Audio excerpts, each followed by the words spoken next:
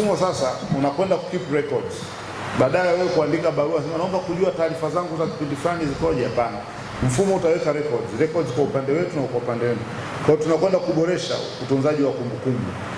Kwa hiyo kwako pia wewe mlipa kodi au mdau inakuwa ni rahisi kwamba una rekodi zipo kwenye mfumo. Hili mfumo wetu unakwenda kuboresha. Sasa kuna wakati unapigiwa simu, samani kuna document hii nimepokea, hii ni ya kwenu.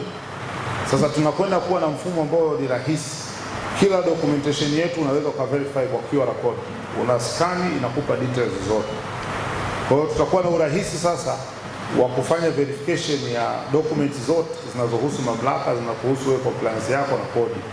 Mfumo mzuri sana kwa sababu unamwezesha mlipa kodi kulipa kodi kwa kuingia kwenye mfumo yeye mwenyewe peke yake bila hata kufika kwenye ofisi za kodi ya mapato.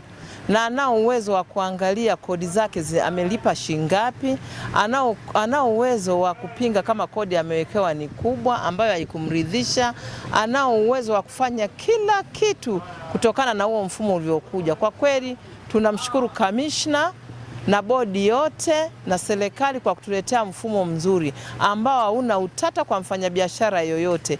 Atalipa kodi kulingana na biashara yake. Hivyo basi kila mtu ameelewa na kila mtu ameufurahia huo mfumo. Mafunzo haya ni muhimu sana kwa sababu sasa yanatupeleka kule ambako dunia inaelekea. Tunaona mamlaka ya mapato sasa na yenyewe inaingia katika mfumo wa kidijitali kutoka katika matumizi ya makaratasi katika shughuli zote zinazohusu masuala ya ulipaji wa kodi. Tumeelewa, lakini pia tumefahamu ni kwa namna gani sasa unaweza ukatuma maombi yako kwa ajili ya kupata utambulisho wa biashara ama tini, lakini pamoja na masuala mengine ya kodi. Lakini tunaamini kwamba kwa sababu Watanzania wengi ni walipa kodi